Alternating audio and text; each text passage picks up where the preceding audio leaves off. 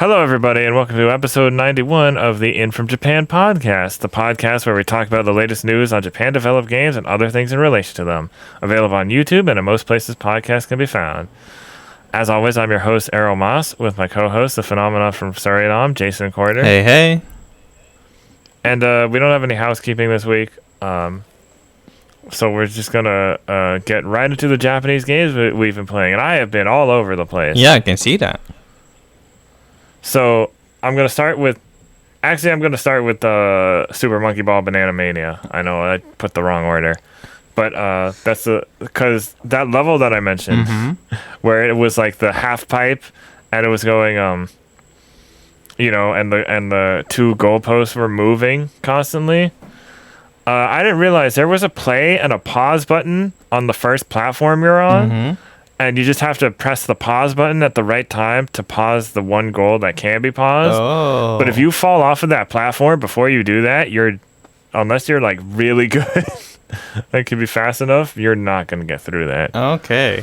And now I'm on like a level where it shoots you up and then you fall back down and you really have to aim it right to get into the goal. And I have not passed it yet.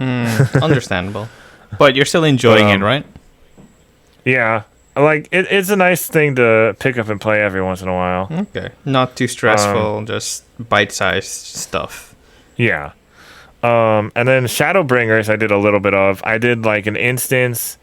I did a dungeon with some friends, and then an instance. But after that instance, because it was, I don't want to spoil the story, but you were fighting enemies with a bunch of, with a bunch of NPCs. And after there was the quest, like, the usual, go talk to these people, go assist these people, right? It was a much darker version of one of those types of quests. Oh no. Let's just say the assisting didn't exactly help. Oh no. And I had to stop after that because that got dark and I was like, oh, that was rough. I mean, I was not expecting that. Isn't Shadowbringers so far the darkest storyline? Yeah. Okay. Like, I expected that, but I didn't expect that. Yeah. Like, I expected it, but not like that. You know what I mean? Yeah. Like, I thought it would be like, maybe like some cutscene related stuff, not That dark. I mean, I know some stuff happened earlier that I guess could be considered dark, but I was just kind of like, okay, because that was just a cutscene, right? But yeah, when they integrate it into the thing you're doing, it's like, oh no. Well, if I'm not mistaken, the Shadowbringer storyline was written by the person who wrote the Dark Knight questline. Yeah. Which is very good. Yeah, and also very dark. Very dark. Well, it's Dark Knight. What do you expect? Exactly. Also, have you seen recently that Final Fantasy creator Hironobu Sakaguchi has been getting into Final Fantasy XIV? Yeah, I saw that. Yeah, he's playing as a Lalafell, which is the character race I also play as, which I found really neat. Like, yes, I feel validated. I'm going to switch the order again here. Okay, no problem. Switching all over the place. So after that, I realized a new Puzzle Bobble game came out. That one we talked about a couple times because it was in the news. So I grabbed it. And? Another fun pick up and play game. But this time, so because it's PS5 and VR, or PS4, PS5 and VR, you have to get the bubbles are all in like this weird... I don't know what you would call it. This weird like 3D shape, and every time you hit the bubbles, like you get rid of a row of bubbles, it turns. So you have to get stuff at the right angle. Oh. So it adds another dimension to it. No pun intended. So it's kind of, and then you have to get the last bubble, which is just like the middle thing that's holding it all together. So it's kind of like a VR dexterity test. Kind of, but it's not like, because like I say you have to get it at certain angles, but it's not like, because you can't move the thing yourself. You can only move it by hitting it. Okay. So that makes it a little trickier. Gotcha. But I do like it. I'm on like level 10 or 11. It's more puzzle Bobble. I'm happy about that. And there's not much else I can say about it yet. I haven't unlocked the power-ups yet. I don't know, because you need coins to do that. You need like 100 coins per power-up, and I haven't gotten that much yet. So we'll see what happens when I get that. Yeah. Then I went back. I also went back to Monster Hunter Stories 2. I see. Because I found a useful guide on the Gamer that was like 8 quests you might have missed.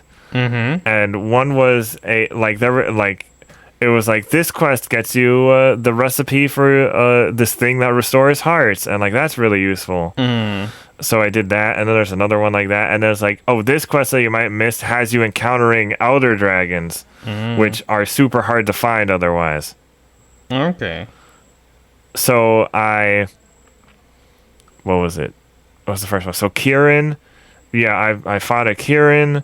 And then I fought a Teostra, 2 things that I had fought before. Then I fought a Kushala Daora, which I had never seen before. So that was good to get those monster parts. The annoying part is I was 1 part off from getting the armor. Oh, no. I needed 1 more part. Yeah, so that's going to take me a while. And then the next one is Velkhana. Velkhana is also the final monster of the main game. Like the final boss monster before the DLC, and it killed me. I hadn't beaten the final boss Velkhana either, so I'm just like, I got lucky that I got a Velkhana egg at some point. I just got really lucky, but have not been able to unlock the weapons or armor yet. Now, you've been playing Monster Hunter Stories pretty extensively. If I'm not mistaken, you're like around 80 hours, something like that. I'd have to check, but yeah, something like that. Sure. So with all the added content, do you still think the game needs longer legs in terms of DLC, or are you just fine with? I think it should get an extra area, like an Iceborne type thing, and maybe some certain gameplay improvements and changes would be pretty cool. Because one of the things you can't do in this one that you could do in the other one, which was actually, it was a glitch in this one, is changing the elements of a monster would change their color. Okay. So you could like do some cool stuff with that. And it was a glitch that they patched out in the beginning of story, after Stories 2 release. Which, like, that's unfortunate, but maybe they'll rework it. Maybe there was, like, a different issue with it. Okay. So I'm hoping they can rework that if possible. All right. And then speaking of monster taming games, I also wanted to highlight Monster Crown. Indie monster taming game just came out on the 12th. I've been covering it since 2018. Really fun time. Good if you like retro style games and a darker like Shin Megami Tensei like story. You can also breed monsters pretty fast, and you can experiment a lot. Yeah. Is it? How big of a story is it, or is it more of? I'm not so sure yet. It's just kind of like right now. It's like you're this guy, and it turns out your dad was a friend with like the king of the humanism kingdom back in the day, and then it turns out your dad and him actually like helped in some war a long time ago. I see. But yeah, so there's that. There's battle mechanics where they make switching monsters is actually very beneficial because it can increase the damage you do. So they encourage, and like stuff like that. So they encourage switching out. Okay. And then the other thing I found is, even if you're kind of under-leveled, if you know what you're doing, you can get like a strong monster pretty easily. Okay. Is it like at one point my strongest thing was like maybe level 18, and I was fighting a level 25 boss, and I got that monster, and that was my strongest monster until like this morning. Is it RNG based, or do you have to like clear certain requirements to get a monster? No, their strengths and weaknesses, and it's what is it? Malicious type, will type, and I forgot what exactly they are. Okay. But it's just you have to just be mindful of that, and then some attacks are just really strong. But yeah, I'm having a lot of fun with it. I just wanted to highlight it real quickly, even though it's not Japan developed. Yeah, it's okay. Like it's clearly inspired by. Yeah. I think our friend Racy B, who did our mascots, I think she designed a few monsters for it. Oh, that's cool. But I have to double check that. Okay.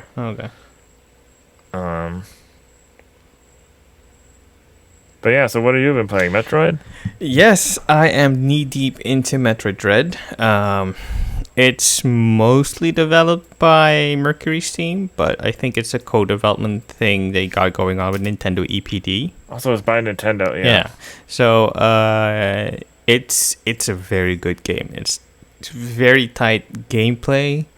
Metroid Dread is so well crafted visually and mechanically. Samus is a badass. Like all the things people know and love of the Metroid series, with a few notable exceptions. But this game is so good and super tough. Like you cannot even imagine that this is a Nintendo game. Until you see how it doesn't run that well. No, I'm just kidding. Oh, no. Well, kidding aside, the game runs at a solid, seemingly 60 FPS during gameplay, with very, very few hitches or inconsistencies. It's very rock solid performance on the Switch, which is very surprising. I will note, however, that maybe do not play in dock mode because it kind of zooms out too much, I feel. So handheld should probably be the preferred way to play this game. Although I do have to mention that the controls are kind of hit or miss, because at some points you just have this cognitive load that is full. You cannot fathom pressing another button while also dodging and shooting and strafing and whatnot, and it's super frustrating because these bosses are no joke. They require pinpoint accuracy, and you have very little room for errors. I've had an easier time with some Bloodborne and Dark Souls bosses. That's how much of a serious task this game is. And of course, you with careful consideration and observation of patterns and how bosses fight against you, you are able to overcome them. But oh my gosh, it is a tough time. I'm seeing people clearing the game within like 4 to 7 hours at the shortest. Right. And I'm already way over 12. So I'm wondering, okay, what am I doing wrong? Are you guys speed running, or am I just really bad at this game? But I'm just taking my time, finding all the upgrades that are needed. And this is actually my very first Metroid game, like real 2D. So is it? Mm-hmm. So is it weird for you with the story, or no? Are you not quite far enough for that to really? From what I can tell, what the community have said and what the recap videos I've watched have said is that the story is very light when it comes to the Metroid game, so you don't really have to worry about it. It's very much a Nintendo gameplay first, story second affair. And I've watched a fair amount of recap videos regarding the lore and the story, and right, that's always a good thing. And if a recap video is like 30 minutes, you're good. You don't need more context than that. And this all of Metroid's history within 6 hours. no, I'd avoid that video with a passion. But yeah, it's a very good game. It's a very, very good game. At this point, it's probably my game of the year. Because it just feels so good. Okay, but did you play Monster Hunter Stories too? No, I did not play Monster Hunter Stories 2. I don't know how many games I've played this year, actually, that are from this year. I'm still, I still have my backlog. I still have Neo: The World Ends With You. And, well, for us, for our thing, I still have... Was World's Ends Club this year? Yes. Or last year? Okay. Was So I still have World's Ends Club. Yeah. I still have, like, one other thing. I still have a handful of Western games I need to get, like Deathloop and Alien Fireteam and such. It's a good thing we have a niche. That way we can at least limit what we have to play. I'm very glad, because then I put certain things on priority. Yeah. But yeah, Metroid Dread is a very good time. I'd recommend it to anyone who wants a challenging 2D Metroidvania. Like this literally puts the Metroid back in Metroidvania. It's right. We've seen others attempt this, like Hollow Knight, Dead Cells, a lot of things. But it's such a rare occasion to have the originators back in top form, and it's a really great thing to see. And from all indications, it's selling really well. It was the third best-selling game in the UK behind FIFA and Far Cry, if I'm not mistaken. Cool. So that's really good, because it's selling in third place behind multi-platform games, which with fairly larger fan bases. So it's quite the impressive feat. And I've also read reports that Metroid Dread is also kicking up sales for the other Metroid games. Even though they're not on current gen hardware. Well, it's good there are plenty of people not choosing to sail the high seas. Yeah. Well, as that one article. Well, okay. That article, it has a lot to unpack. There was a bit more nuance to it than... Yeah. So the article we're referring to is mainly the Kotaku piece on emulating Metroid Dread. And it's not only Kotaku. I think PC Gamer also ran a piece on emulating Metroid Dread and a few others. But the main crux of the article was Metroid Dread looks really good running in 4K on a PC or what have you. And a lot of people saw it as Kotaku championing pirating video games, which is kind of a shaky. It's tricky, because piracy does not equal emulation, and emulation does not equal piracy. Right.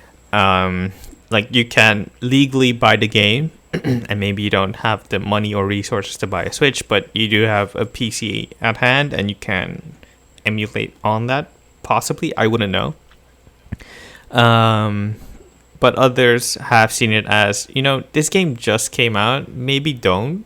Like, slow your roll. Maybe wait a little bit. Yeah. But in all fairness, Kotaku was reporting on something that was happening. It's that's journalism. It's not that they were doing it themselves, right? From what I can tell, no. I don't think that was happening. But yeah, it also led to the discussion of, do we defend a giant corporation for putting out a game after 19 years, I think? Right. And do we defend them while we don't have the means to buy their games? And it's a complicated subject. It also gets into, game preservation. Yeah, it is complicated, because game companies, developers, publishers don't have an incentive to preserve their legacy as much as we would like them to. Right. No financial incentive, I should say. Maybe there are plenty of developers who are like, oh, we got to do something about this. Yeah. On the other hand, taking something that is not yours via illegal means is still illegal. Yes. It's not that hard, but it is a tricky subject, and when the profits, for the most part, go to the people on top and not to the developers who are slaving away, almost quite literally, at making a game Right. for you, then that gets a bit dicey. Like, you can't be obtuse on both ends. Mm-hmm. Like, emulation is not piracy, and pirating a game is not a just cause because you're sticking it to the man when people can suffer from that happening. It's like you like I said, it's a subject with a lot of nuance. There's nuance, and it's a discussion definitely worth having. And maybe when cooler heads prevail, we will have that discussion. Right. So maybe we should invite Zach Sweeson, who wrote that article on Otaku. I don't know about that. I mean, it's like clearing the air and picking the brain of someone who wrote that. That definitely be an interesting topic. But yeah, it's from all indications, Metroid Dread is selling well. I'm happy about that. Yes, and which is great. I hope, because isn't the whole reason they waited on Metroids for so long is because it never sold that well? Yes and no. Or one of the reasons, at least. Well, video games dust off their franchises every now and then to attempt to reboot them, so that they can be a revenue stream. Sometimes that works, sometimes it doesn't. But the main reason why Metroid Dread hasn't reappeared until now is because the technology just wasn't there, as admitted by the Metroid series creator himself. It was just, not the right time for all those ideas to be presented to the world. And now with Mercury Steam having done Samus Returns previously, the know-how and the technology was there. Yeah. That one was a remake, right? Yes, that was a remake of Metroid 2, if I'm not mistaken. 2, yeah. So you have I think so. You have Zero Mission, Samus Returns, Super Metroid, Metroid Fusion, and now Metroid Dread, which is Metroid 5. Yeah, because there was no N64 Metroid. No, so chronologically speaking, Metroid Dread is the 5th game in the series. And then you have the Prime series. I don't know if it's separately from that or like... Yeah, so... It probably fits in somewhere. The Prime series can fit, I think... don't quote me on this. I think between Metroids 1 and 2... or 2 and 3 or something like that. And then you have Other M and the Federation. Yeah, then you have Other M. Yeah, you have Other. But canonically speaking, Other M is significant. So all that aside, Metroid Dread is a very good game, and I hope they make more of it. It's like Metroidvania fans are eating well. We have Metroid Dread, we have the Castlevania Advance Collection, we have Ori, we have Rogue Legacy, we have a lot. Hollow Knight, Silksong coming out soon-ish. Eventually. I mean, shout out to Jordan Ramey of GameSpot, who keeps wishing and hoping for this game to get a new glimpse. Like, man, I really hope that happens for him. Just for him. But yeah. All right. So, moving on to the In From Japan J-List, recent video game-related entertainment news. We have Koei Tecmo is still working on a Fatal Frame movie adaptation. I didn't know they were. By Andrew Kia for Siliconera. Oh, no. Koei Tecmo is working on a movie based on the Fatal Frame series. Fatal Frame series creator Keisuke Kikuchi said that while the sequel title or remaster is currently not planned, a movie project is already underway and is currently in development outside of Japan. Additionally, Kikuchi also discussed the difficulties of porting the upcoming Fatal Frame Maiden of Blackwater to the Nintendo Switch. An English movie adaptation of Fatal Frame has reportedly been in development since 2014, after the debut of Fatal Frame, the movie, in the same year. Originally announced back in 2003, the movie changed hands before ultimately landing under the late Resident Evil and Silent Hill film producer Samuel Hadida. Most recently, Silent Hill director Christoph Gans confirmed that the movie was still in production back in 2020. Kikuchi's statement confirms that the movie adaptation is still in production. Furthermore, Kikuchi revealed that there are currently no sequels or new remasters in the works at Koei Tecmo. Previously, Kikuchi raised the possibility of a sequel in the Fatal Frame series if the Maiden of Blackwater remaster performed well in sales. I mean, that's still possible. I think with all the platforms it's announced for current and last gen, if I'm not mistaken, it's probably going to do well enough. And the market penetration for Japanese media these days is much better than it was even 5 years ago, 10 years ago. So I'm confident it will do well. The series creator also discussed how the development team struggled with porting Maiden of Blackwater to the Nintendo Switch. While they were able to reuse 3D models, the team took time in improving the game's lighting system and effects. Kikuchi particularly highlighted the importance of wet textures as they were a core design choice in the original game. It will release for Nintendo Switch. They put Nintendo Switch twice. It will release for the Nintendo Switch, like they PS4, really PS5. Want to hit that home. Xbox One, Xbox Series X, and PC on October 28, 2021. You said you were going to get this? I think so, yeah. Probably. I have a fancy new TV. Have you seen the... I have my headphones. I'm ready to be scared. Right. Have you seen the Silent Hill movie? Both of them, unfortunately. Oh, because the first one's not bad. No, the first one was not bad. The second one was not... I haven't seen the second one. I've stayed away from that. The second one was not worth it. What was not worth the trip to the theater?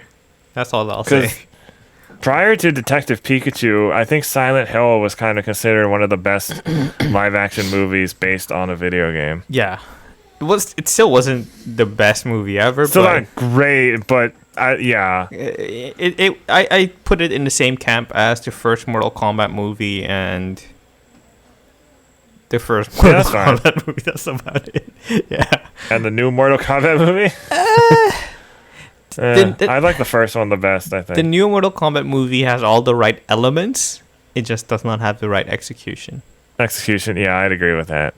So it's not a flawless victory. I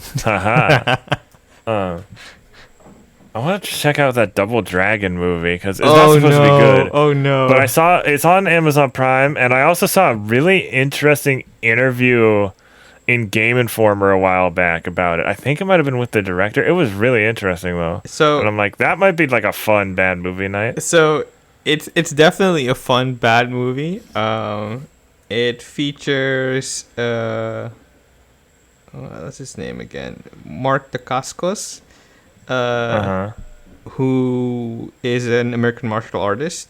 Oh, American. Okay. And so not a good actor. No, he's also a pretty decent actor.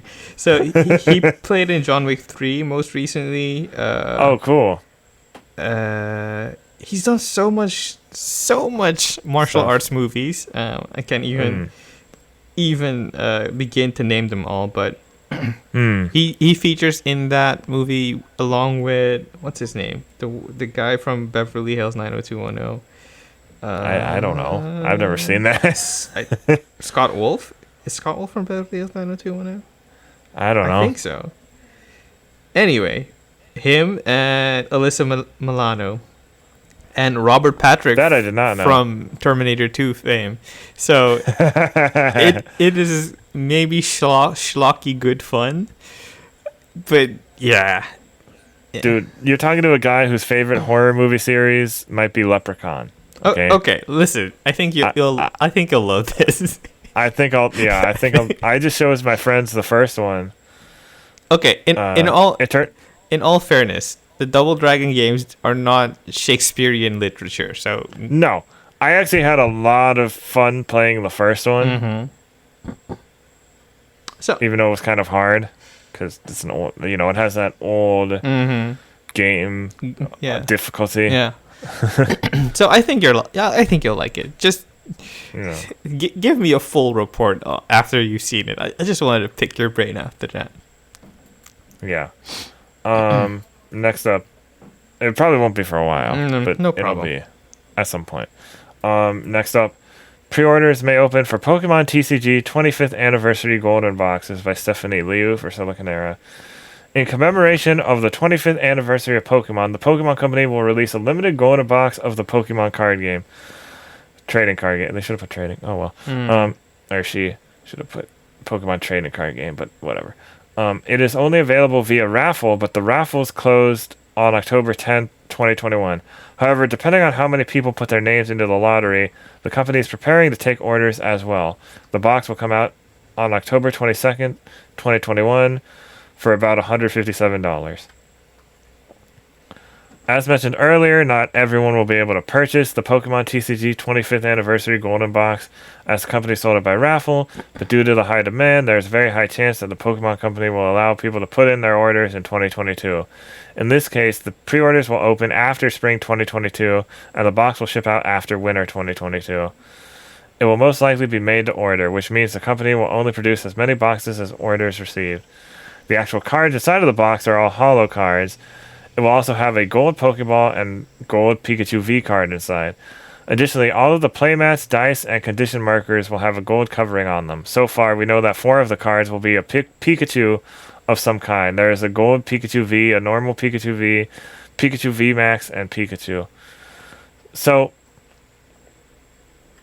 I saw some of these, not this, obviously, but the other 25th anniversary stuff. And there was like a Pikachu set and a Charizard set. And I was like looking up like what cards were in there.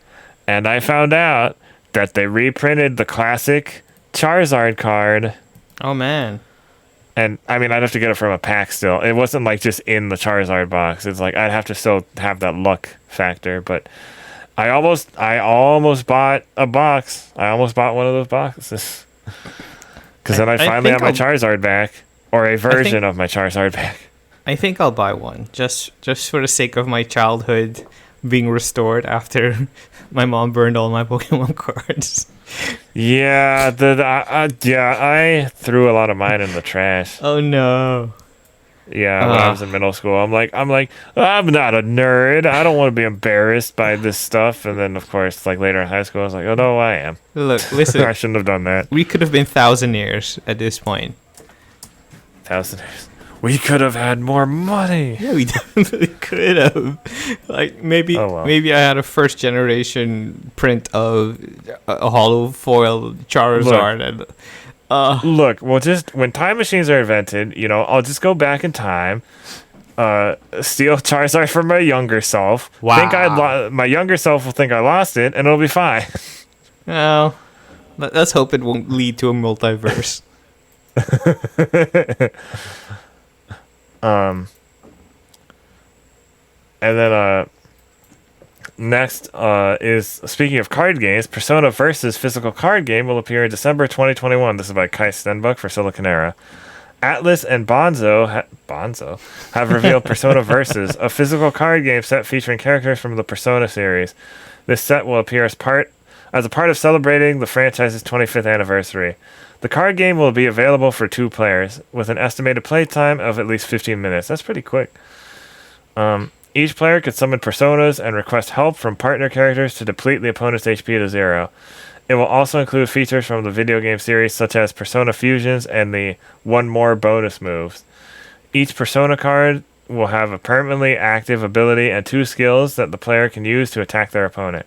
The partner character cards will be available in one of 2 categories: the support type, which gives a single-use buff, or the react type for countering a Persona skill. Persona Versus will specifically focus on characters and personas from Personas 3, 4, and 5. Boo. Why boo? You can stop erasing the legacy of Persona 1 and 2. Yes, they weren't as popular, but they still existed. I don't think they're erasing them, more as... ignoring them. No, I mean, popularity-wise, 3, 4, and 5 are where it's at.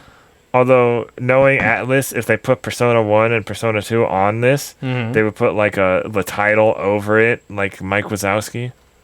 But hey, that's me. I guess. It will have 3 player cards modeled after the protagonists of the games mentioned above, and each protagonist will have a different epilogue on victory. So it's canon to the games. Oh no! What are you I doing? don't know.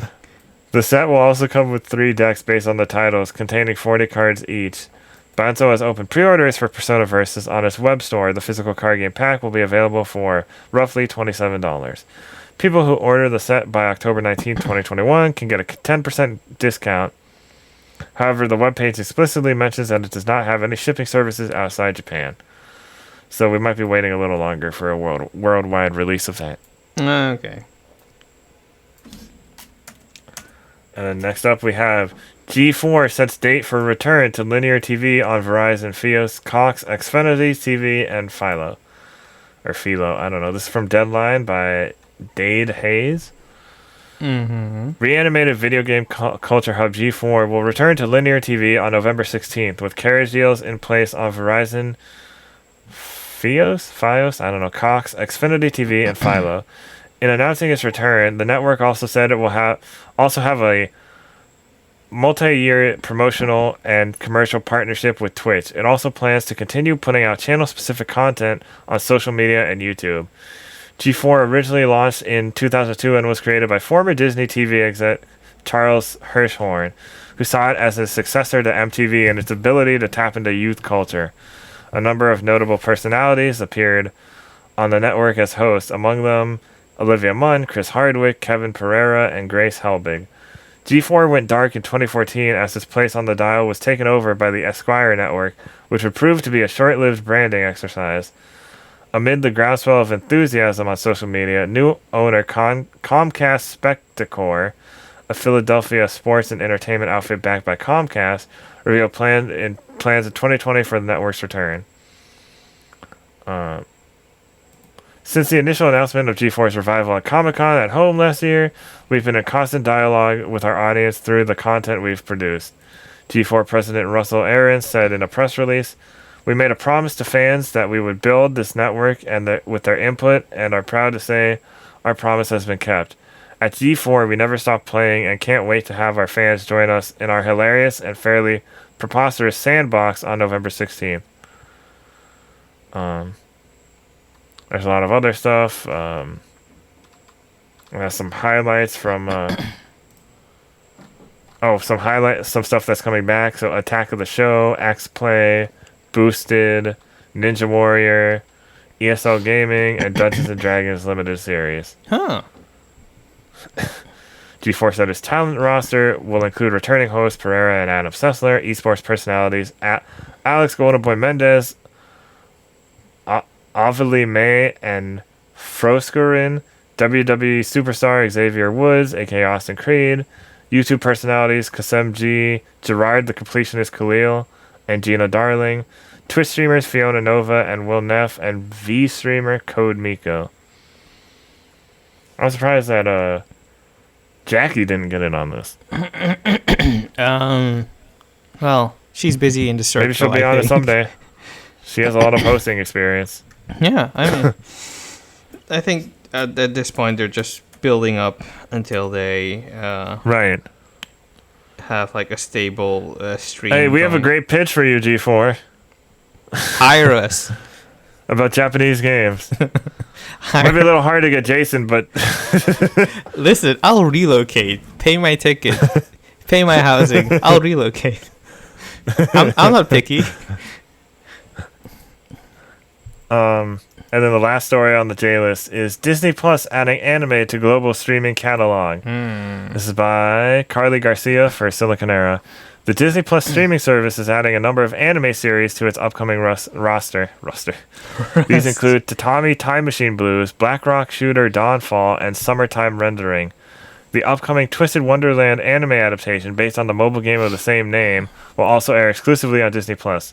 No specific global release window has been specified for these new titles.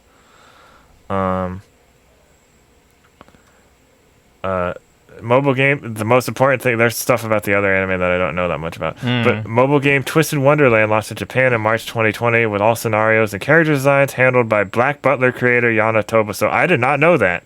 So that's why that makes a lot of sense now. So that's why I got the Otomi horny vibes from that.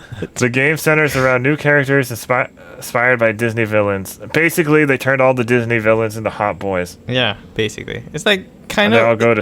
They all go to magic school together. Yeah, or something. It looks like a Otome game, but it's labeled as an RPG. So take that for what it is. Yeah.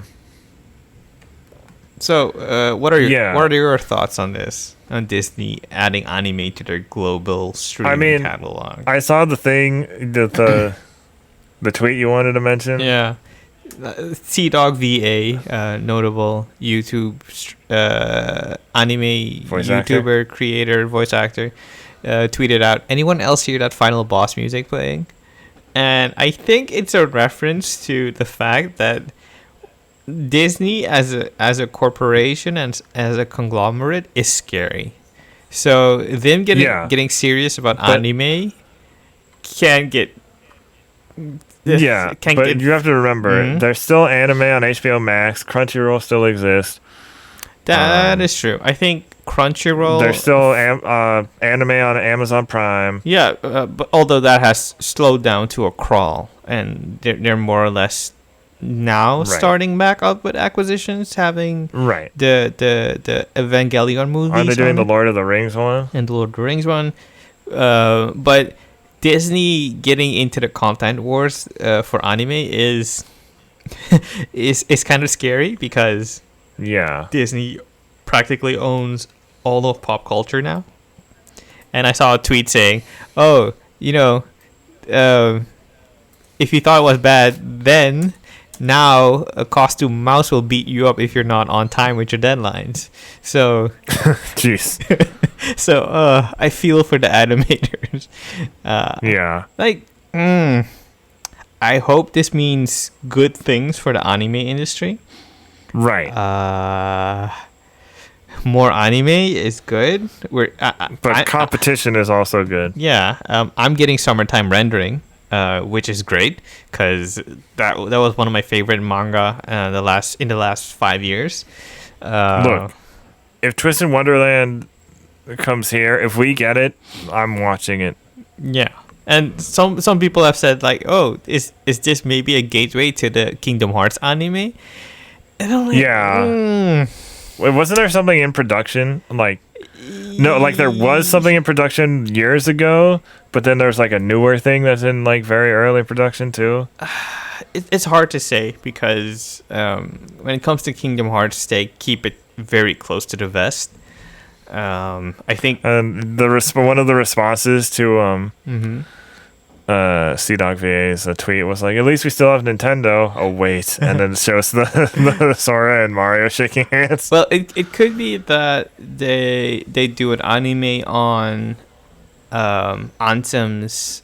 Not Ansem, Xehanort. Xehanort. His based on like Dark Road. Yeah, exactly. So I think that would be good. Only just to have like a chronological start somewhere. Disney has done anime before. Yeah, and they did the Stitch anime, and they've licensed Ghibli before, so it's that was such a weird thing. Where it's like they're like, "Oh, we're not going to take any of these Studio Ghibli movies we distributed," and HBO Max was like, "Okay," and everyone was kicking themselves. Yeah. Well, in my region, they're also on Netflix, so there's that. But yeah, it's more anime good. Disney getting into the anime game. Not great. That's kind of scary, but we'll see. I still need to finish Star Wars Visions. But that's more of a like. That's a thing that should have happened no matter who owns Star Wars, because that's just a cool thing. Yeah, it's very much coming full circle with its influences, and in that regard, it's a great thing. And then, and maybe they can do a Marvel Visions at some point. That might be fun. I think instead of What If. Well, they have done Marvel anime before. There has been X-Men, Iron Man. X-Men, Iron Man, Wolverine, Blade. I've seen the Wolverine one. Actually, I used to own the Wolverine one. That was weird because that was the thing where they had Wolverine voiced by Steve Blum in the X-Men anime and Milo Ventimiglia in and he was not a great Wolverine. I mean, I don't know. It's and then they also have it's actually the Marvel. Uh-huh. Have you heard of the anime Marvel Disc Wars? Yeah, I've seen a bit about it. And audience, for those who don't know, Marvel Disc Wars was a thing. It was never dubbed, unfortunately, but these kids, they would summon superheroes and supervillains by smashing these like plastic discs on the ground. So yeah, it's a shame it never came here and we never got the toys for it. Yeah. And there's also Future Avengers. Oh right, yeah. There was also that Black Widow, Iron Man or Hawkeye show movie thing. Oh, movie, yeah. Something that was a weird one. Yeah, so I didn't watch that. There's plenty of Marvel anime, but they just haven't struck that right chord just yet. Not just that, but they try to ignore the old Marvel anime when they were doing that. That's on Netflix. That just like got put back on Netflix recently. So it seems like they're trying to ignore that. Well, they could always do like an animated version of Spider-Man with Leopardon and have it. I just wish they would freaking put Spider-Man on. The first episode of Marvel Earth 616 is all about it. So I wish they would just put the whole series on there. I think that's probably a complicated rights and merchandising issue. Like Marvel owns, because it's still Toei and Marvel, and it's a weird thing, kind of like the earlier Sentai. Yeah, so Marvel owns all of Spider-Man's television rights, right? And that's why he could only. Wasn't that like? And that was also. And then there's Sony. So it could be like a three-way war between Toei, Disney, and Sony regarding Spider-Man. So yeah, unfortunate, but because it's such a spring of such a fountain of ideas and novel stuff. And we wouldn't have, we might not have Super Sentai if it wasn't for that Spider-Man show. Yeah, so there is that. It's and they definitely wouldn't have had the robots because they didn't add that until after. Okay, cool. But yeah, if you want to know more about that, watch that documentary on Disney Plus. Yeah. Okay, moving on to recommended content. Content from the past week, other news listed out, links in the description on the Pastebin. We have interview. Final Fantasy XIV voice actors talk about their roles by Siliconera staff for Siliconera. Yeah, there's a bunch of preview coverage for Final Fantasy XIV earlier this week. Yeah. And we have Endwalker interview, Naoki Yoshida on the pandemic, welcoming new players and getting enough sleep by Jade King for The Gamer. Our time with Final Fantasy XIV Endwalker told many stories without a single line of dialogue by our friend Michael Higham over at Fanbyte. Final Fantasy XIV Endwalker preview, hands-on with Reaper, Sage, and more by our buddy Ben Janca over at GameSpot. This is, I think he said this was like the first thing he's really written, at least in not like ever, obviously, I think in a but long like time. Yeah. Yeah. Ben Janca's good people. Because he's he's mostly a video person. More Ben Janca content, please. GameSpot. But I trust him with his Final Fantasy XIV, so he always has good thoughts on that. I mean, he actually helped me when I was starting out because he's a fellow tank like me. If I'm not mistaken, he's the reason Michael Higham started Final Fantasy XIV. Because I asked him like, hey, do you have any advice for tank? And he gave me like this long thing, and I was like, oh, cool.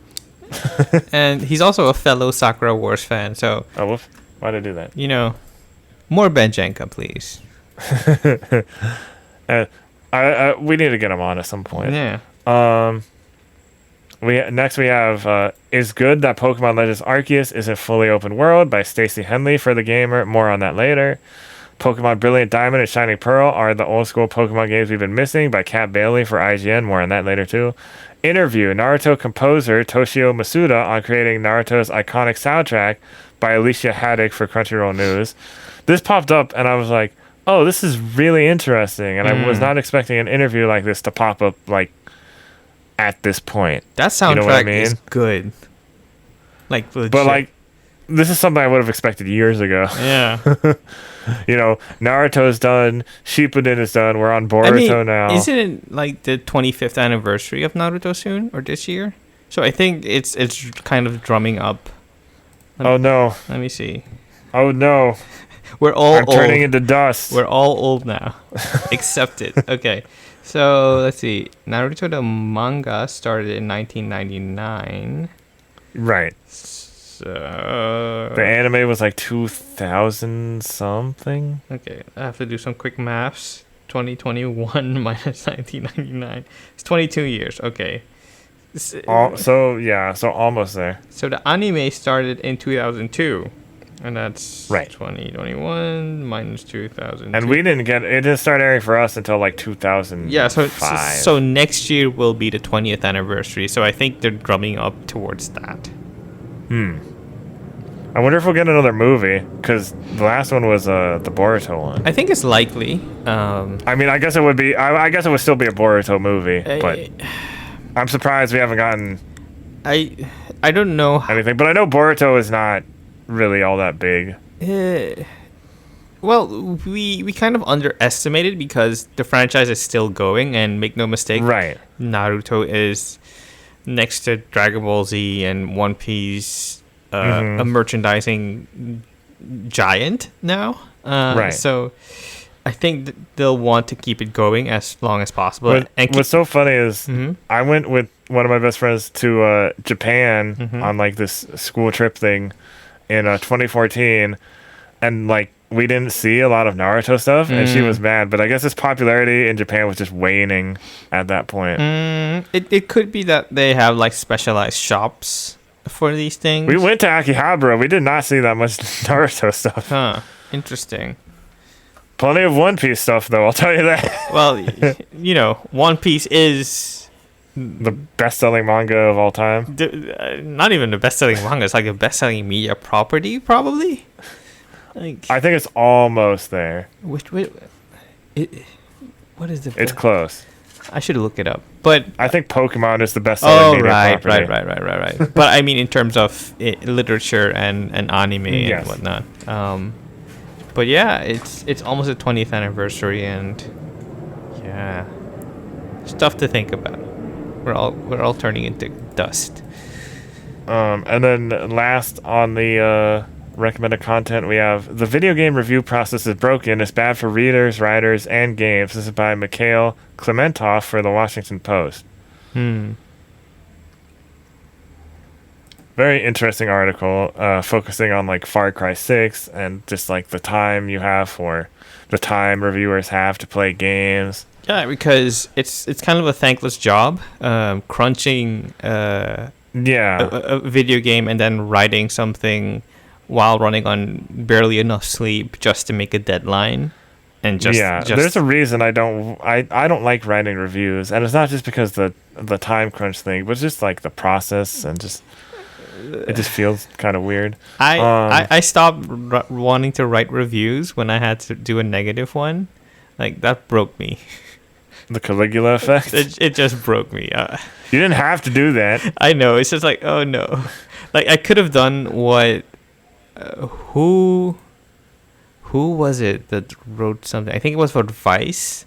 They did their quote-unquote take on Far Cry 6, where they basically said, you know what, screw this. This is like not something I enjoy, and I'm not gonna qualify or quantify it with a review. So I'll just dump my thoughts here. And then there's the whole problem with getting codes, because sometimes you have enough time. A lot of indies give like a 2-week lead-in time, but AAA games will give you sometime like 2 weeks if you're lucky. I remember Peter Brown, who used to work formerly at GameSpot. Now he's at a Sony or PlayStation doing something. When I met him one time, and he was telling me like, "Oh yeah, I had to play and review Ni no Kuni 2 in 3 days, like in a weekend." Oh no, that's too much, man. That's too much. Well, and I mean, luckily for him, Ni no Kuni is on the shorter end of that spectrum. There are bigger and much bigger JRPGs than that. All right, so next up is the news rundown, and we have one piece of baddish news for you, so I'll let the bearer of bad news and Shinigami take it away. Yes, Bankai. First up, we have Metroid Dread Studio Mercury's team doesn't credit everyone who worked on the game. This is by Cameron Koch for GameSpot. I hope I pronounced that right.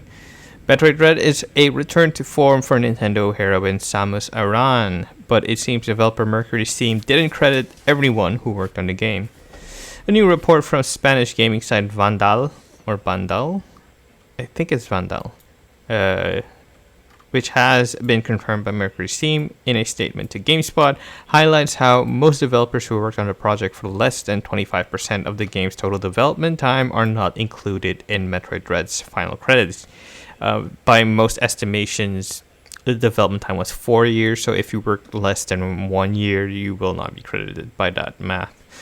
Vandal cites at least 3 former Mercury's team employees left out the game's credits: former 3D artist Roberto Mejias, former 3D character animator Tania Peñaranda Hernandez, and a third source who wished to stay anonymous, but who is said to have worked on the project for 11 months. Mejias worked on Metroid Dread for 8 months and says his work on some of the environments and assets are easily seen in the finished product. I would like to sincerely congratulate the Metroid Dread team for putting out such an outstanding game, he says, on LinkedIn on October 12th. And he continues by saying, I'm not surprised of the quality of the game though, since the amount of talent on that team was through the roof. I know this firsthand because despite not being included on the game's credits, I was part of that team for 8 months. End quote. The same goes for Hernandez, who wrote on LinkedIn that it has been hard for me to see that they have considered that it should be like this when I keep seeing a lot of animations that I made in every gameplay. End quote. So, that's a very crappy situation. Yeah, it's not great. I mean, why even have that as a policy that less than 25% doesn't get credit? Like, I don't know, man. Companies aren't your friend. That's all I got. Yeah, I mean, it takes so little to credit someone for their work, and it means maybe nothing to you, but for that one person who has added or put in so much of their time in a video game, it can mean the world. Like, just a small thank you would have sufficed, and that's all they're asking. Not it's so frustrating, and I hope they rectify this soon. Anyway, in other news, we have Ryoga Gotoku Studio, Toshihiro Nagoshi and Daisuke Sato leave Sega as studio restructures. Yakuza Like a Dragon sequel in development. This is by Sal Romano for Gamatsu. Sega has announced a new structure for the Yakuza and Lost Judgment series developer Ryoga Gotoku Studio, as well as the departure of now former studio head Toshihiro Nagoshi and producer Daisuke Sato. New studio head and longtime Yakuza series producer Masayoshi Yokoyama also confirmed that the next entry in the series, a sequel to Yakuza Like a Dragon that continues Ichiban Kasuga's story, is currently in development. You can click on the article for a full statement and breakdown and a mini interview regarding this. It's end of an era for sure, but from all accounts, Lost Judgment is a solid affair and in keeping with the tradition of other RGG games.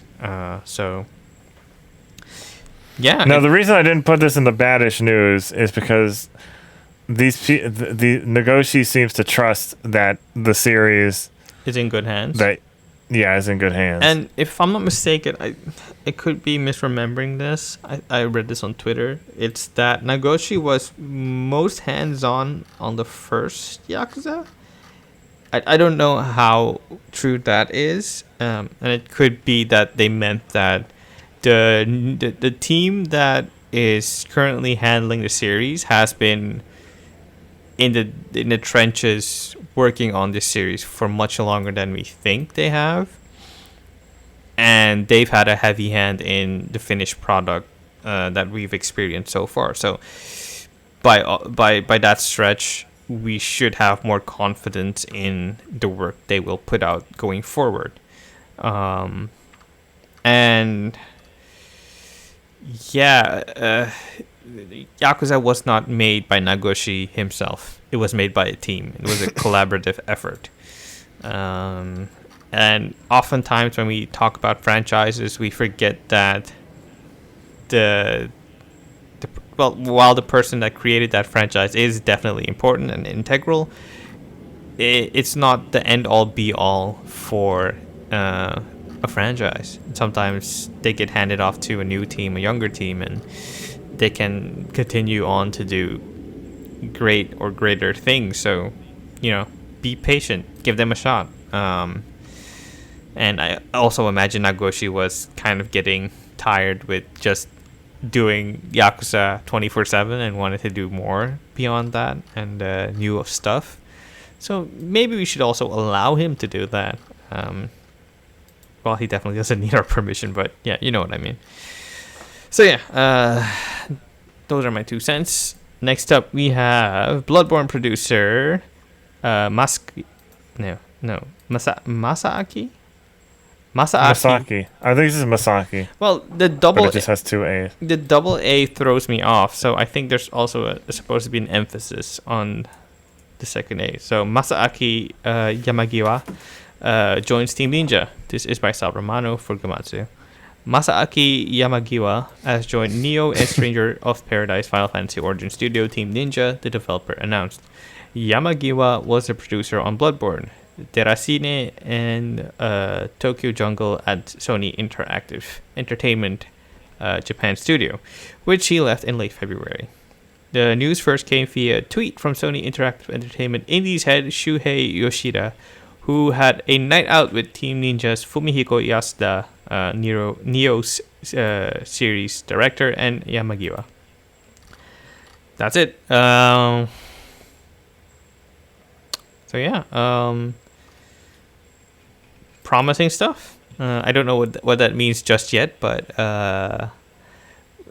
we shall see.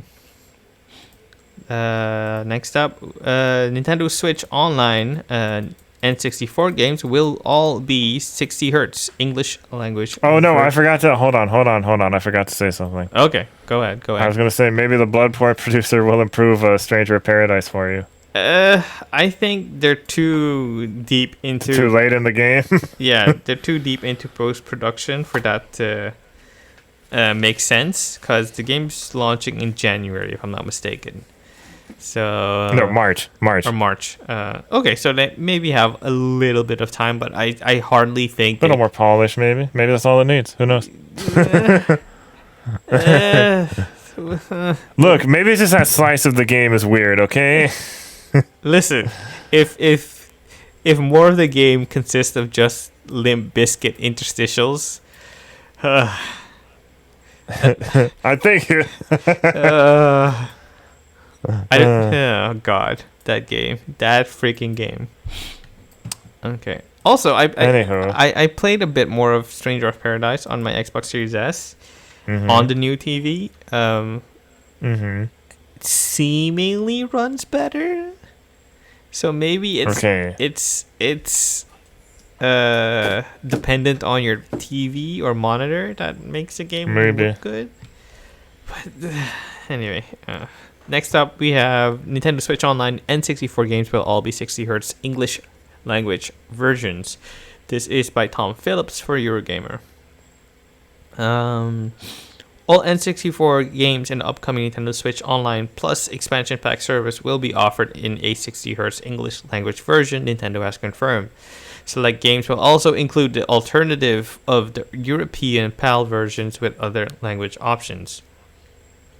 Excuse me. Last month, Nintendo fans were left to wonder whether these releases might be 50 Hz only, after the European Switch Online expansion pack announcement included footage of PAL games running apparently at 50 Hz. Okay. For those unaware, PAL/European regions were 50 hertz. That's because of the way their electricity worked versus the US and my electricity network. So that's where the confusion stems from. But it's nice to see that the European players will also get access to the games as they were intended to be presented. But yeah, good stuff. All right. Next up, Capcom says is unable to add cross-save and cross-play to Monster Hunter Rise. This is by Liam Doolin for Nintendo Life. Earlier this month, Capcom ran a survey asking a series of questions about its insanely successful Nintendo Switch release, Monster Hunter Rise, which will also be making its way to the PC in January next year. One of the questions that got the most publicity was about the possibility of cross-play, cross-saves, and cross-progression between the Nintendo Switch and PC versions of the game. While it was an exciting thought at the time, Capcom has now shared an update with the community via social media.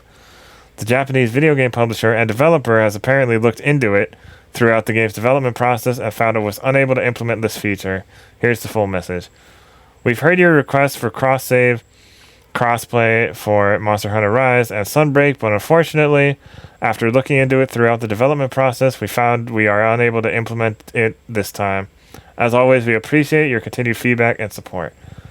So hopefully, the next one will have cross-play and cross-save. Yeah, it's probably something they couldn't implement in time when they started development, and now that they're a little too late to do. Yeah, so but they'd have. Then they could keep it in mind for the next one and be like, okay, we need to add this earlier. Definitely, because probably they were thinking, oh, this is just gonna reach the Nintendo audience. People won't be clamoring for it for like other consoles and whatnot. The PC release, and then Monster Hunter World 2, or whatever they call it, because that's getting a sequel. World? Yeah. I think so. Like, I think... I don't know if it'll be called World 2 specifically, but you know. Maybe Monster Hunter Universe? That'll probably have crossplay between PC, PS5, and Xbox. Yeah, I imagine so. I mean, Dauntless had crossplay, didn't it? Yeah, it does. It will be interesting because now you have Rise coming on PC.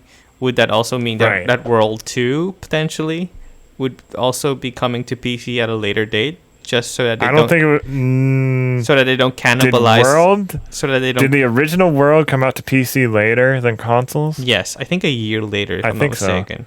So I think they might try to aim for everything at the same time. So that's why I think it might be a bit of a ways off, because they don't want to they don't want to interfere with the sales going on Steam for Rise at the moment.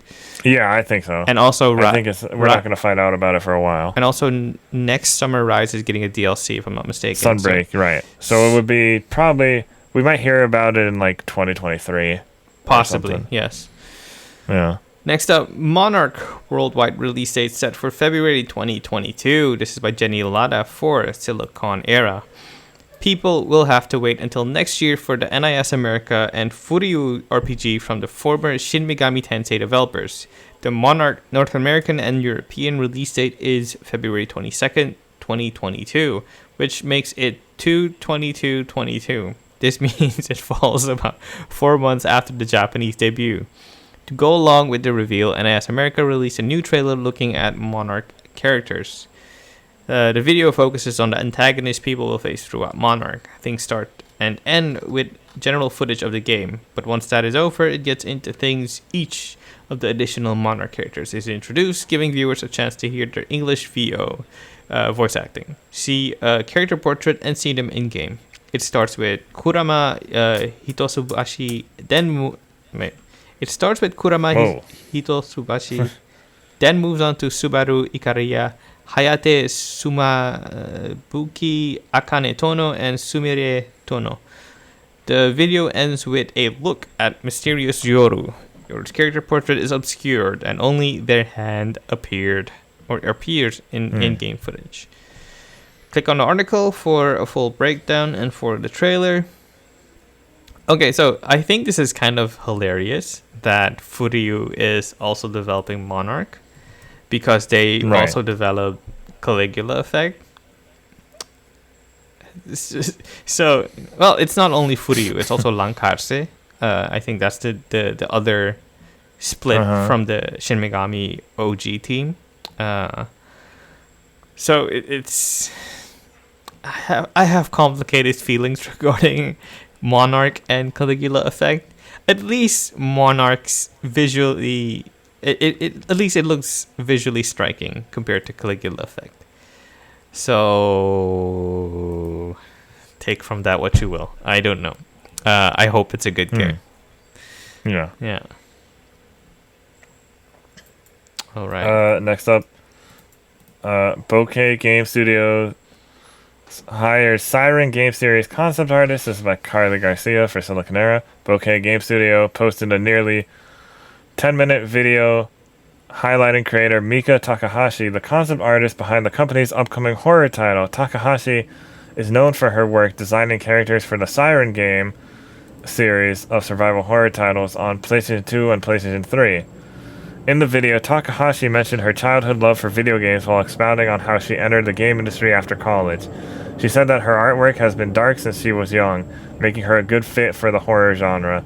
After the Siren game series came to an end, Takahashi expressed interest in working on another Keiichiro Toyama title. Soon after Toyama left SIE to found Bokeh Game Studio, he invited Takahashi to join the team. Towards the end of the video, the artist gave more detail on the mysterious upcoming title, explaining that she is working more on enemy designs. Bokeh Game Studio was founded by Keiichi Toyama in August 2020 and will focus on developing titles for both consoles and PC. In February 2021, the company announced that they were working on an action-adventure horror title. Very little information regarding this game has been revealed, and the studio's producer, Kazunobu Sato, has only warned players that the title will mess with your mind. A lot of people do like Siren, so that's good. It's kind of like, it feels like the spiritual successor to Silent Hill. Right. And if I'm not mistaken, it's the same creator. I have to look. I believe so, and also Gravity Rush. Yeah. So, I mean, you do love your Gravity Rush. It's so funny when these horror creators, and their horror stuff is great too, but I'm not like that into horror. But when they do something that's like not horror, it's just something that like I end up really liking. Yeah, I can like Shinji imagine. Mikami did Vanquish. Yeah.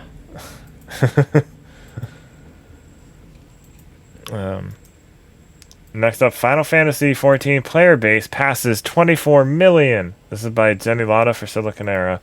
During Final Fantasy XIV, director and producer Naoki Yoshida's opening remarks at the Endwalker 2021 media tour, he revealed how many people play now. After 11 years of service, the player base hit 24 million Final Fantasy XIV players. Yoshida also mentioned that it is the most profitable Final Fantasy game. This is a marked increase even in 2021. Back in April 2021, Square Enix offered an update on how many people play Final Fantasy XIV. It said the player base, which included people taking part in the free trial, passed 22 million people. As a result, congestion increased in-game. While Square Enix did increase the login caps and initiate auto-logout, there are still overcrowding issues. For example, the Aether data center worlds are now officially congested. As Yoshida noted in an interview with Siliconera during the 2021 media tour, Square Enix and the team are making efforts to deal with the increased Final Fantasy XIV player base. He committed to avoiding an I Beat Raubon Extreme experience like with Stormblood and Endwalker. He also mentioned the desire to eventually add extra servers when possible to take other measures. Good. It's very surprising because at one point Final Fantasy XIV was the worst thing to happen to the Final Fantasy brand in a long time, and now it's considered the most successful. And remember, it's going to make money for a long time. I mean, Final Fantasy XI still makes money. Yeah, and Endwalker might be the cap to the current storyline, but they're still going to be supporting it. Which, yeah, it's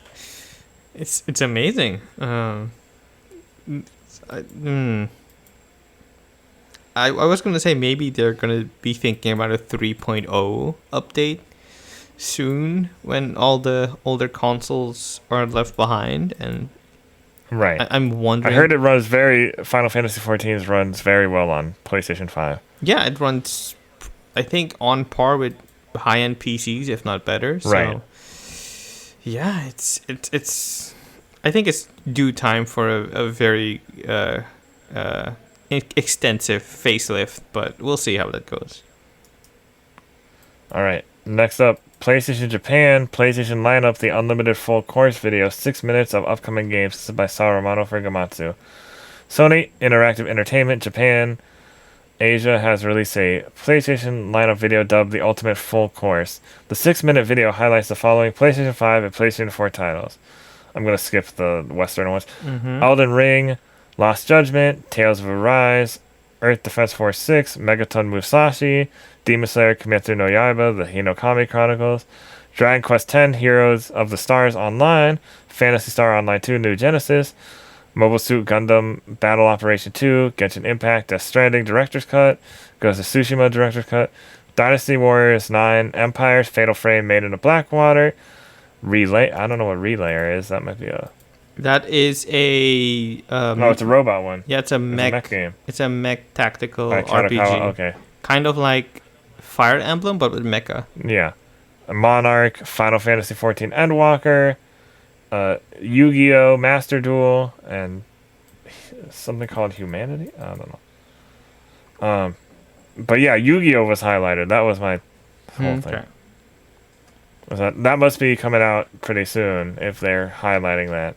Yeah. Well, no, because EDF6, it just got delayed. Well, maybe it's Japan only for now. No, Master Duel is a worldwide release. Huh. Interesting. Okay, then I might be wrong. They said it was coming this winter. Okay, yeah, this winter. So that could mean anywhere between December and February. I mean, it could just be a lineup showcasing the things they have coming soon-ish rather than right. definitive. But most of those are relatively soon, it seems like, so, or already out. Maybe I'm just reading too much into this. Yeah. Next up, Ninjala downloads top 8 million. 1 million downloads added in the last 5 months. This is by Saruman for Gamatsu once again. Free-to-play online action battle game Ninjala has surpassed 8 million downloads, publisher Gung Ho Online Entertainment announced. Ninjala's previous downloads milestone of 7 million was achieved in May 2021. The game first launched for Switch in June 2020 worldwide. To celebrate the new milestone, all players who log in before December 1st will receive a free gift of 100 Jala in-game currency. Oh, cool. I need to get back to that then, just to get that free money. If you like Splatoon but you're tired of Splatoon, try out Ninjala. You don't have to pay any money. Yep.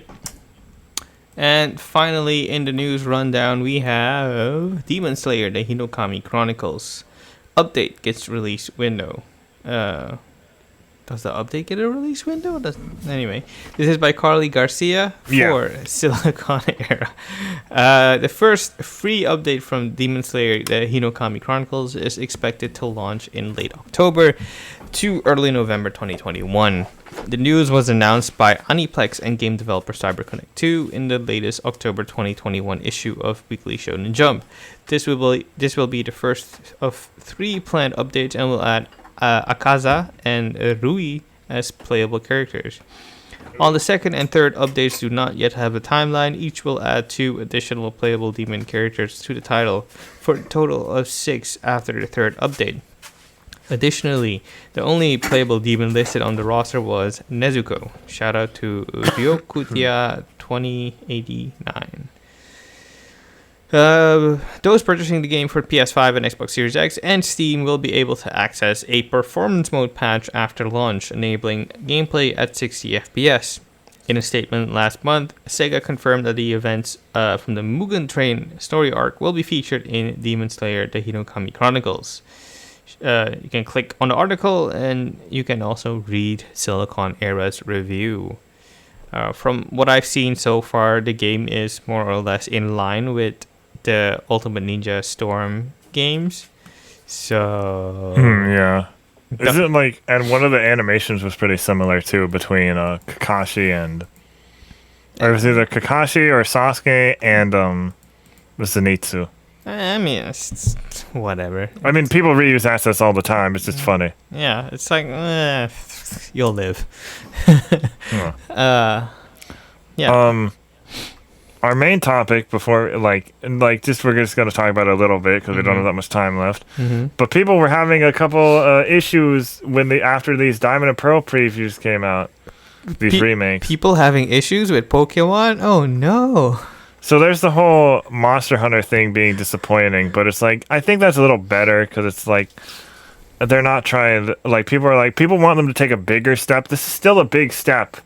Like, be glad you're getting a step at all for Arceus. So, okay, go ahead. I have my thought. But the issues that I wanted to bring up was like, so these remakes, the Brilliant Diamond and Shining Pearl, so, you know, they're remakes as in they barely do any changes, except what they, you know, the graphical changes, obviously, and then the underground, they did it to make it more modern, and then the EXP share is always on, and that's a big point of argument for people.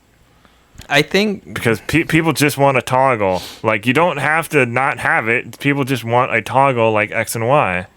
Okay, but my question is, why do you want it off? Do you want to grind more? Yeah, I guess people do. People don't want to mess up their EV training, I guess. I don't know. But why? But it's also like, well, and the example I see is like, well, you know, a lot of other JRPGs basically just have an EXP all in the just built in. Why is it such a problem with Pokemon? EXP all the JRPGs. I don't want to spend too much time grinding. Like, do you know how annoying Monster Hunter Stories has it? Like, do you know how annoying Digimon Cyber Sleuth has it? It's pretty annoying when you have to play a game and you see your current loadout isn't working, so you have to retool that, but you can't retool that just yet because one of your party members is a lower level, and now you have to grind to get up to the level you're supposed to be. And it's annoying. Like, I have other things to do in my life. Like, thank you, Game Freak and whoever else developed this game for considering that. Like,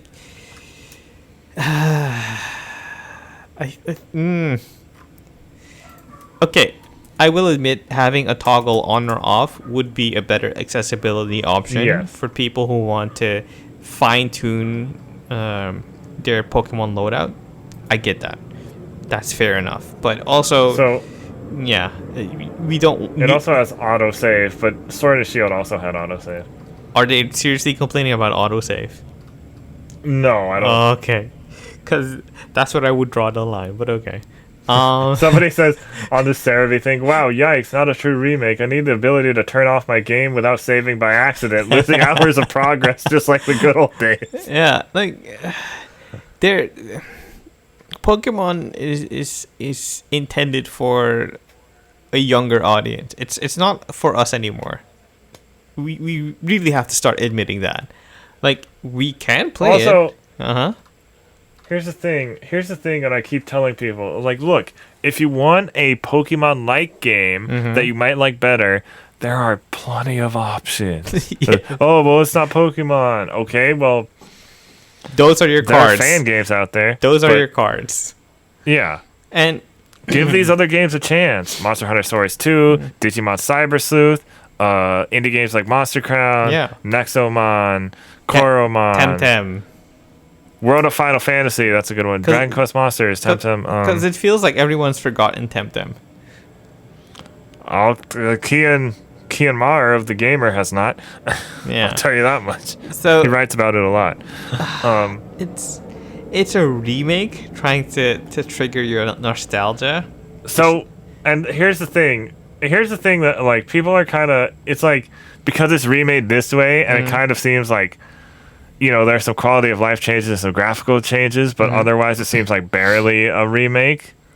It's just because it's still kind of using that, but it's like you're doing one thing or they're doing the other thing. Like Pokemon fans on the internet are never satisfied with anything. and this is If they did it the other way, if they made it look like Sword and Shield, people wouldn't be happy about that either. so. The thing with Pokemon, or not just Pokemon remakes, Nintendo remakes in general, is that they try to skirt the line between preserving what was originally there and updating it so much and just enough so that it tricks your brain into thinking it's the same thing you experienced all those years ago. Right. They did the same thing together with Grezzo when they redid the Ocarina of Time for the 3DS and Majora's Mask for the 3DS. They retooled it just enough for it to be better playable on the 3DS, but to your brain, it seems like the same game you played all those years ago. So I think that's what they're trying to do here. They're trying to preserve the legacy of Diamond and Pearl, but doing some modern quality of life changes. Yeah. It's like EXP all, not having the HP to go down so slowly. Yeah, I will say that having HMs and TMs not be reusable is kind of a pain. No, I thought I thought there were still no HMs. Was it no HMs or was it no reusable HMs? It was TMs are still limited use. Oh, okay. But I don't know what I have to. I think it was for the HMs. It's that you have to have like your specific Pokemons for it. Like let me see. Something like that, which I do find is a bit annoying because the thing about the Pokemon games is notably hidden machines will be returning in Diamond and Pearl, but it will be handled slightly different than before. Instead of teaching a monster a move that is then irritating to remove, a wild Pokemon will appear to perform the action instead. It's a tweak that manages to preserve the spirit of the original system while removing much of half. So it's like a ride Pokemon. Basically. Okay. So in that case, then I take my words back. It's a good thing. No, it's unfortunate that the TMs are apparently limited use again. Yeah. So there are things. This is a fair criticism towards the Pokemon franchise where they take 2 steps forward and then 1 step back, or 1 step forward and 2 steps forward, whatever. But it's that they make significant changes and sometimes for the better, but on the next release they revert to whatever they had previously, and it's like, why do you want to try to keep things spicy and fresh? You don't need to. Like, it is annoying, and I wish we had some more insight into why they do make those decisions. I do wonder if this was because the way this looks and a little bit of the battle screen, it kind of reminds me of Let's Go.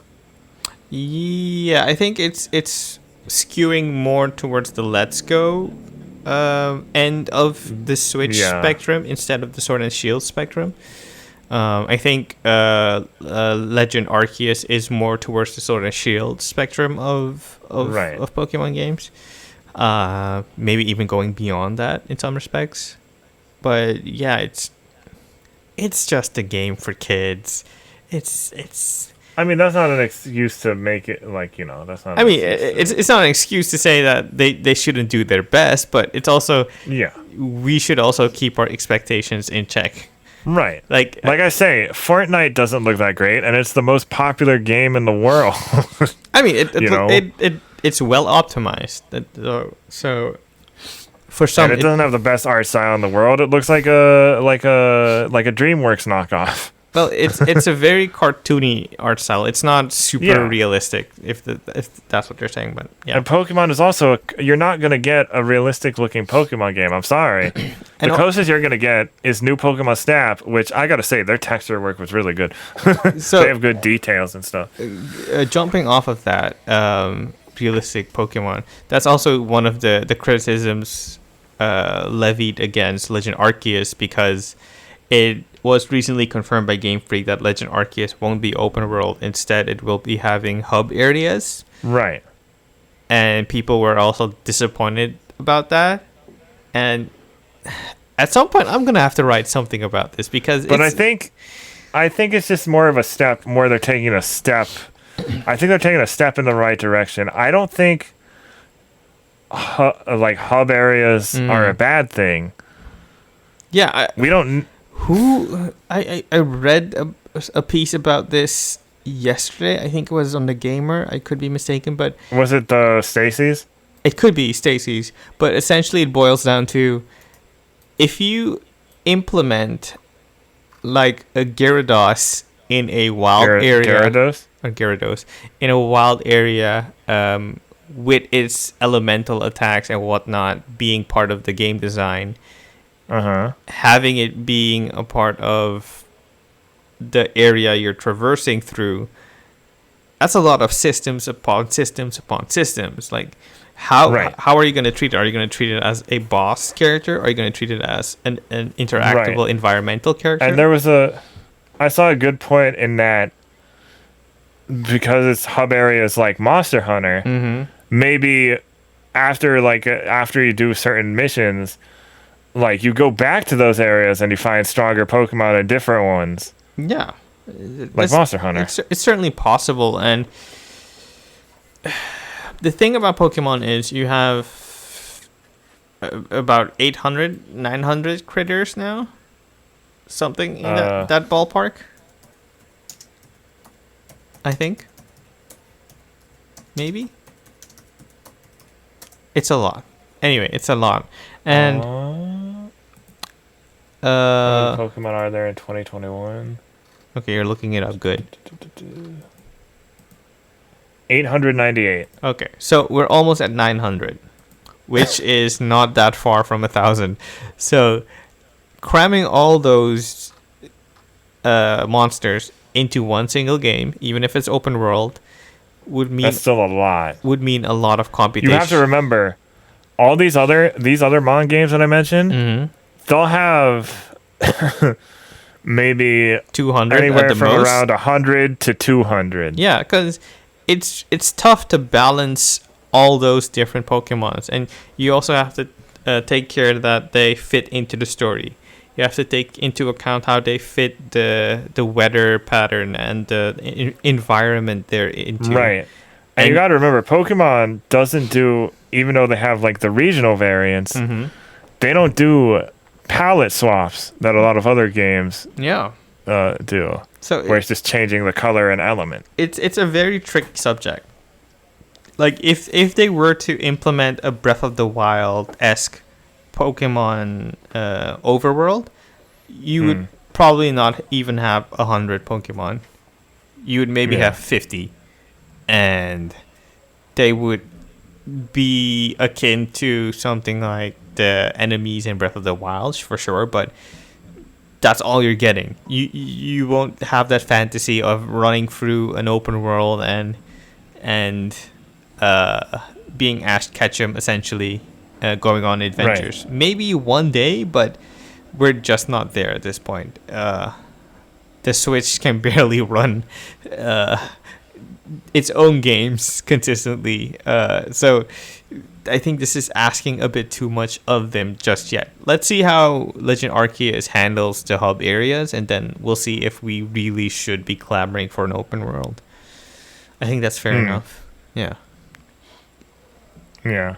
Okay. Okay, I think that's it. Yeah. That's about it. We ranted a lot on this episode. I mean, there wasn't that much news this week, so it's fine. Yeah, so I'm sorry if this is an episode filled with rants, but hey, those are the cards you worked out. Check out those Final Fantasy, Endwalker, and Pokemon previews. Yeah, Fanbyte is killing the game. Like, they put in the work, capital W work. Michael Higham, Mike Williams, Natalie Flores. Yeah, they all did excellent work. So give them a look-see. And as always, thank you for listening. We'll see you next week. Stay healthy, stay safe. Get vaccinated if you are able to. Yeah, play video games. Just keep wearing your mask. Wash your hands. wash your hands, watch anime, take a shower, watch tokusatsu, brush your hair, brush your teeth. Yeah, cut your fingernails, wash below your legs, wash your butt, wash your feet, wash your hair. I don't know. I'm not your mom, but we'll see you next week. Take care, and we are out. Matinee.